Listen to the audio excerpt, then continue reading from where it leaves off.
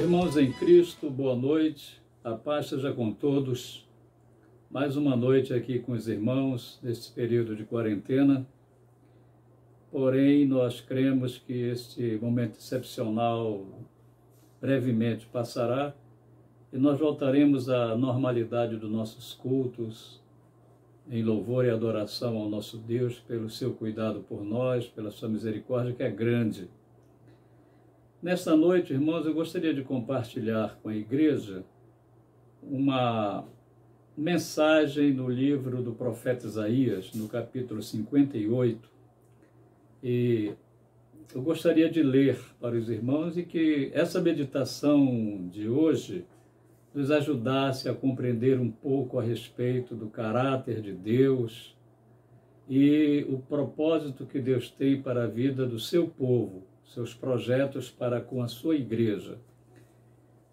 Em Isaías, capítulo 58, diz assim: clama a plenos pulmões, não te detenhas, ergue a voz como a trombeta e anuncia ao meu povo a sua transgressão e à casa de Jacó os seus pecados. Mesmo nesse estado, ainda me procuram dia a dia, têm prazer em saber os meus caminhos. Como o povo que pratica a justiça e não deixa o direito do seu Deus, perguntam-me pelos direitos da justiça. Tem prazer em se chegar a Deus dizendo: por que jejuamos nós e tu não atentas para isso? Por que afligimos a nossa alma e tu não o levas em conta? Eis que no dia em que jejuais, cuidais dos vossos próprios interesses e exigi que se faça todo o vosso trabalho. Eis que jejuais para contendas e rixas, e para ferirdes com punho iníquo. Jejuando assim como hoje, não se fará ouvir a vossa voz no alto. Seria este o jejum que escolhi, que o homem um dia aflige a sua alma, incline a sua cabeça como o junco, e estenda debaixo de si pano de saco e cinza? Chamarias tu a isso jejum e dia aceitável ao Senhor?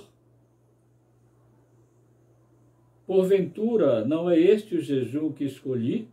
Que soltes as ligaduras da impiedade, desfaças as ataduras da servidão, deixes livres os oprimidos e despedaces todo o jugo? Porventura não é também que repartas o teu pão com o faminto e recolhas em casa os pobres desabrigados, e se vires o nu, o cubras, e não te escondas do teu semelhante? Então romperá a tua luz como a alva, e a tua cura brotará sem detença, e a tua justiça irá adiante de ti, e a glória do Senhor será a tua retaguarda. Então clamarás, e o Senhor te responderá, gritarás por socorro, e ele dirá: eis-me aqui. Se tirares do meio de ti o jugo, o dedo que ameaça, o falar injurioso, se abrires a tua alma ao faminto, e fartares a alma aflita, então a tua luz nascerá nas trevas, e a tua escuridão será como meio-dia. O Senhor te guiará continuamente, fartará a tua alma até em lugares áridos, e fortificará os teus ossos. Serás como um jardim regado e como um manancial cujas águas jamais faltam. Os teus filhos edificarão as antigas ruínas. Levantarás os fundamentos de muitas gerações e serás chamado reparador de brechas e restaurador de veredas, para que o país se torne habitável. Segundo o profeta, Deus pede ao profeta que fale a pleno pulmões, que fale uma linguagem simples, porém explique exatamente o que Deus pensava a respeito do comportamento do seu povo. É interessante que Deus, nesse texto, fala, através do profeta Isaías, para o seu povo, que eles demonstravam interesse em saber a justiça de Deus, em saber os propósitos de Deus. Eles falam do grande interesse de estar na presença de Deus. E eles fazem um questionamento.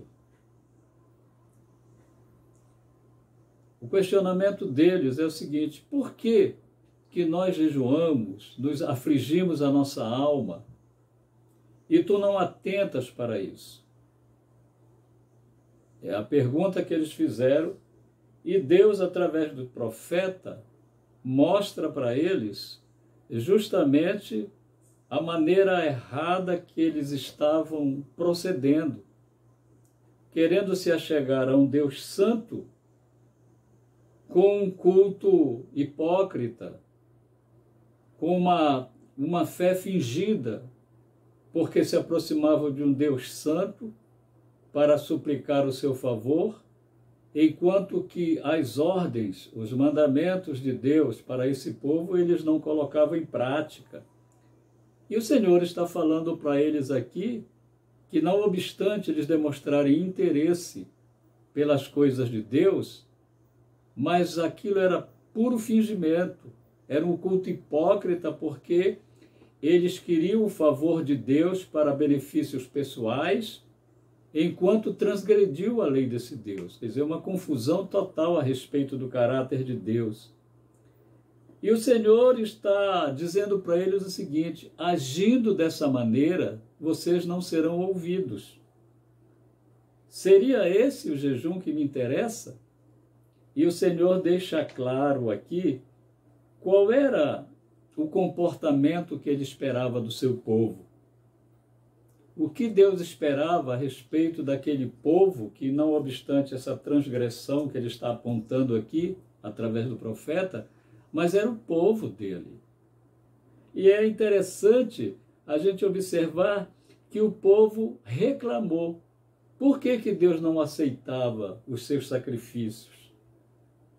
Aí me vem à mente uma passagem bíblica lá no início da Escritura Sagrada, no livro de Gênesis, quando Deus também rejeitou a oferta de Caim, e Caim questionou com Deus, ficou aborrecido, irado, porque Deus não aceitou a sua oferta e aceitou a oferta de Abel. E Deus falou àquela altura para Caim: mas se você proceder corretamente, eu não aceitaria a sua oferta? Proceda corretamente e será aceito. É mais ou menos isso que Deus está dizendo aqui para a nação de Israel. Procedam corretamente, se aproximem de mim com dignidade, e vocês serão ouvidos, diz o Senhor aqui. Aí é interessante que o Senhor, ele mostra para o povo o que agrada a Deus. O que está no coração de Deus concernente ao comportamento do seu povo. Veja bem, amados, o Senhor está condenando aqui o culto hipócrita, o culto fingido, aquele ajuntamento solene, mas sem compromisso com a santidade de Deus.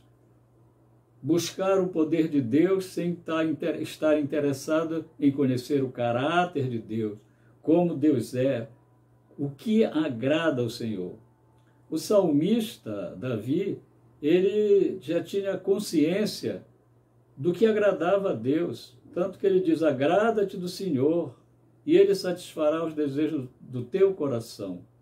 Não é difícil agradar a Deus. Por quê? Porque Deus já está dizendo na Escritura como é que ele quer ser agradado. Deus já está dizendo na sua palavra o que ele espera do seu povo. E aqui ele está mostrando como nós vimos, irmãos. Porventura não é esse o jejum que escolhi? Que soltes as ligaduras da impiedade, desfaças a atadura da servidão, deixes livres os oprimidos e despedaces o jugo? Porventura não é também que repartas o teu pão com o faminto e recolhas em casa os pobres desabrigados? E se vires o nu, o cubras, e não te escondas do teu semelhante? Olha o que o Senhor está falando aqui. O Senhor está chamando a nação de Israel a sua responsabilidade. Eles buscavam a Deus falando da justiça de Deus, dizendo que gostavam dos mandamentos de Deus. No entanto, o comportamento dele para com seu próximo era terrível. Eram injustos, gananciosos, fraudulentos. E o Senhor, então, está dizendo que haja entre eles uma mudança de comportamento, uma mudança de direção, uma mudança da maneira de agir, de tratar o seu próximo. O versículo 8 diz assim: corrigidas essas coisas, então romperá a tua luz como a alva, e a tua cura brotará sem detença. E a tua justiça irá diante de ti, e a glória do Senhor será a tua retaguarda. Olha só, resolvido o problema, as coisas se organizam e agora há comunhão entre o povo de Deus e Deus. Ninguém tem maior interesse em ter comunhão com o seu povo do que o próprio Deus.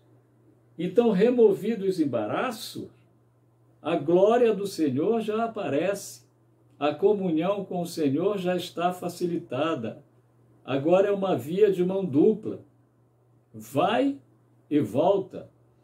E no versículo 9, o Senhor diz assim: então clamarás e o Senhor te responderá. Gritarás por socorro e ele dirá: eis-me aqui. Olha a diferença desse momento, depois de removidos os embaraços.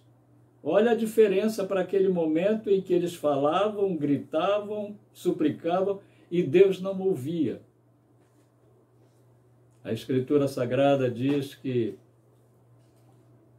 Deus não tem o seu braço encolhido para que não possa abençoar, nem seu ouvido agravado para que não possa ouvir. Mas as vossas iniquidades, os vossos pecados, diz o Senhor, fazem separação entre mim e vós. Então, se o pecado faz a separação entre nós e Deus, nesse texto o Senhor diz assim: remova esse pecado, e aí a relação será organizada. A relação voltará à sua normalidade, porque essa é a vontade do Senhor. O Senhor diz agora: eis-me aqui.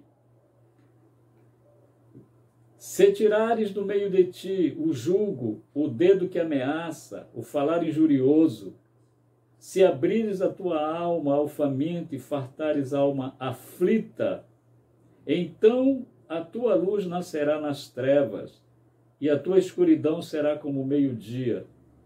O Senhor te guiará continuamente, fartará a tua alma até em lugares áridos e fortificará os teus ossos. Serás como um jardim regado e como um manancial cujas águas jamais faltam.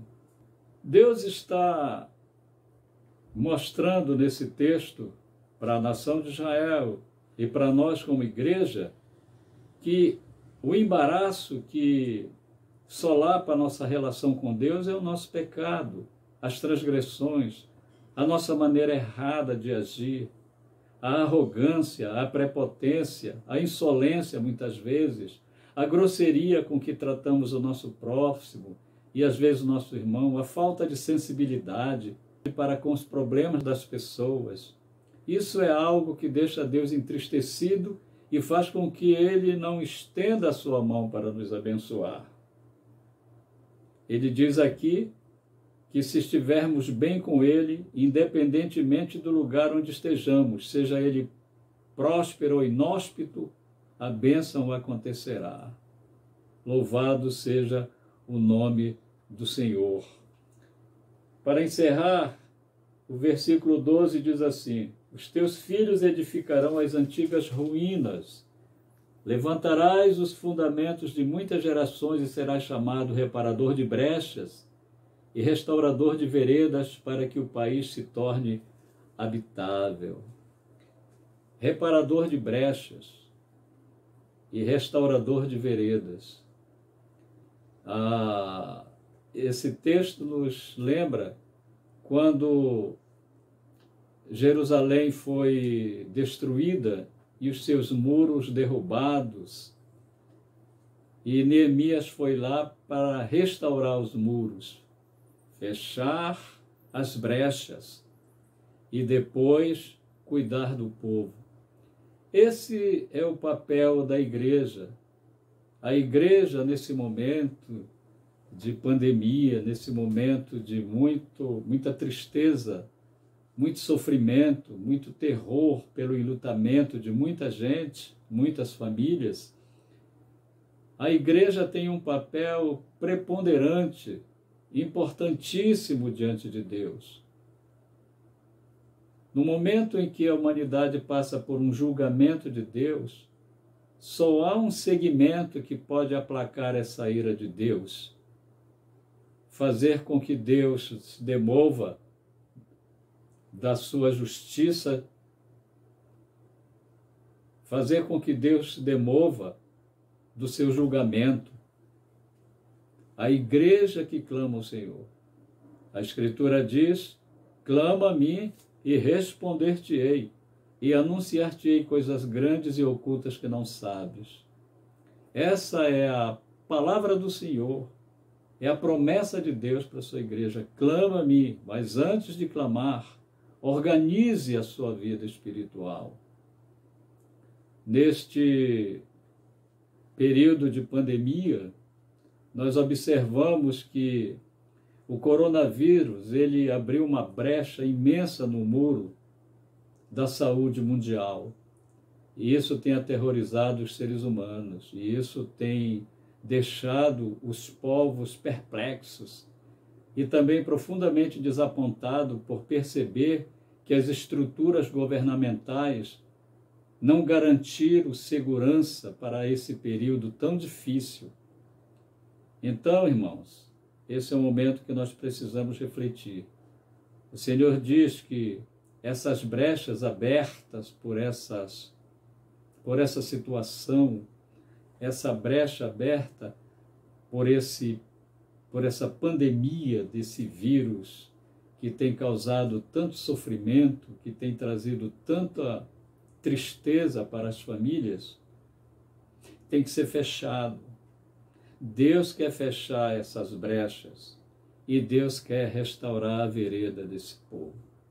Quero deixar essa palavra com a igreja, para que nesse período de quarentena nós reflitamos a respeito de como tem sido o nosso comportamento cristão. O que temos feito dessa quarentena? Em que temos gastado o nosso tempo? Estamos nos solidarizando com o sofrimento das pessoas? Temos gastado tempo em súplica, oração e clamor a Deus em favor deste mundo? É isso que o Senhor espera da sua igreja.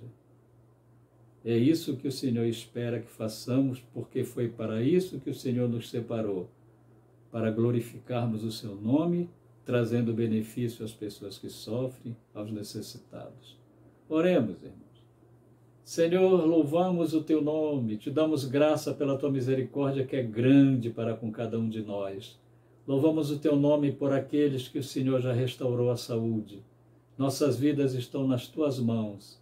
Em ti nós confiamos, em ti nós esperamos e a ti nós louvamos de todo o coração, Pai, em nome de Jesus. Amém. A paz seja com todos, irmãos. Uma boa noite.